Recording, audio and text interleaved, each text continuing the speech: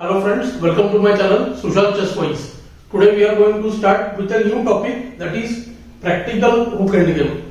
So we are going to look at positions where we will try to use the theory which we have learnt in our Rook Endgames. I am going to start with some simplified positions where number of pawns will be less. I am trying to take positions from actual games which will help us understand how the master player is using the techniques which we learned during the theoretical endgame. White to play in this position. When we have look at this position, we see that white is a pawn up, and when we are pawn up, the first position which should come to our mind is the Lucena position, because in Lucena position we know how the extra pawn is converted. Similarly, when we are pawn down and we are trying to defend, we should have the Philidor's position in mind, so that we try to get near or a position similar to the Philidor's position. This was the position. White found the right move because he understood that once the black king comes underneath the pawn, winning the position will be very difficult. The right defensive technique is king should come underneath the passed pawn and the rook should either give check from behind or from the side.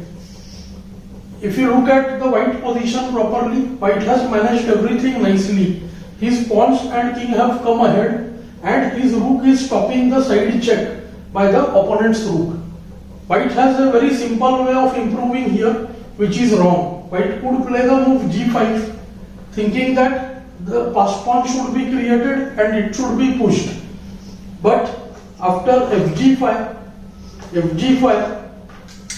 kd7, and we realize if king g4 is played, the king comes to e7 and soon king f7. And if now white tries to cut the black king and stop it from entering the e5 and sit in front of the pawn, then black has the move rook e8.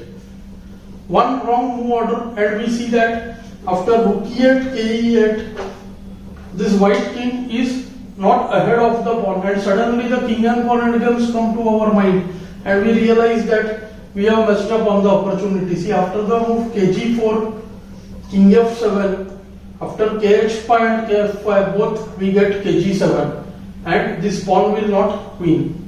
So white has missed his chance.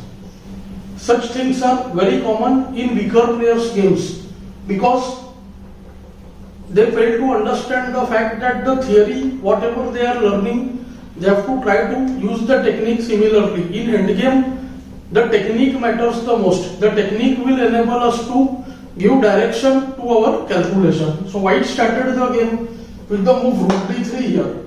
Very important move. We should try to cut the king from the pawn as far as possible. So here we are getting a distance of 2 files. We can easily note that now if rook d8 is played, white will just take his king ahead and he will reach the g6 square very fast and white will be able to win the game. One of the simplest line would be rook d8, king d8, kh4, ke7, kh5, kf7, kh6, and we see that the king has reached the 6th rank. Next move will be g5 and white will get a winning king and pawn endgame. Black now played the right move. He played rook g8, immediately stopping the move g5. If white gets g5, then we see that the pawn will be able to advance very easily. When the king and pawn try to improve their position, if the gap between the pawn and the rook is less than 3, see there are 3 ranks here, 3 squares in between. If it is less than 3, then the king is able to move zigzag and attack the rook. So we will see that technique now. White plays the strong move, rook d5.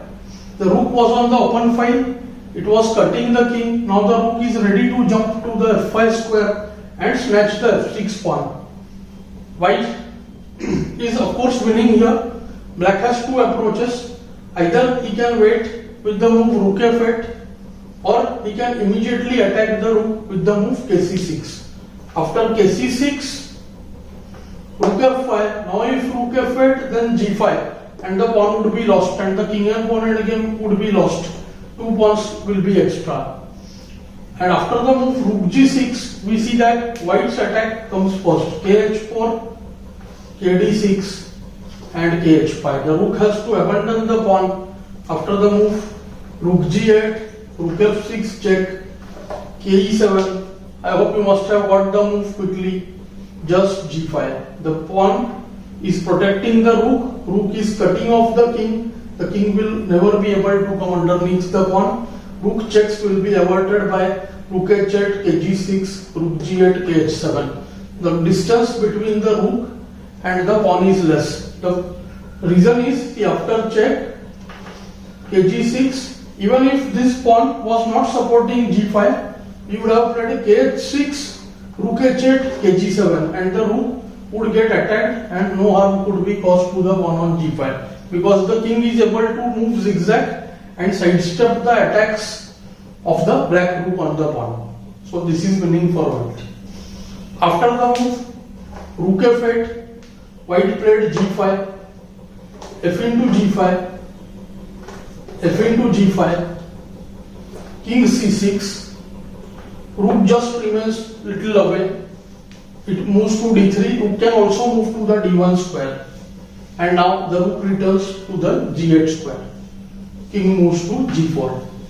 Now the remaining technique is very easy. We will follow the same idea. We see that the distance between the pawn and the rook is now just 2 squares. There has to be at least 3 ranks or 3 files when the rook gives check from the side.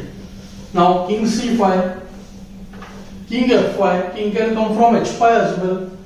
Rook f8 check, kg6, rook g8 check, kf6, rook f8 check, king g7, and finally the rook will try to go away and give checks. So after rook c8, b8 or 8, rook c8 of course loses to rook c3, rook goes away, g6, king c4, once again trying to attack the rook. Here white can play both rook d1 or the even stronger rook d7, avoiding all the checks from the rank. Now next move will be kh7 followed by g7, g8, when black will have to give up the rook for the pawn. Let's see if the rook goes to a1 and tries to give check from the side. Then simplest technique is king g8, rook g1, g7, and whatever is done, king f8 followed by rook f7. Or if rook f1, then rook f7 followed by king f8 and white wins. Rook check, ke7, rook check, king f6, rook check, kg5, rook check, and king g4. King could also hide on the h7 square. That would also win. And this position is winning for white. Slightly better would be playing the king on h7. Here black can try the tactic rook a1, but white has many ways. White can just play rook f3 and stop the pawn from going. To rook g1 check, there will be rook g3. But king can go to h7, that is slightly better way. After kg5 check, kg6, rook a6, kh7.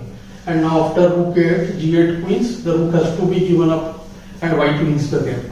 So once the pawn reaches the 5th rank, it's not possible for the rook alone to stop the advance of the white pawn.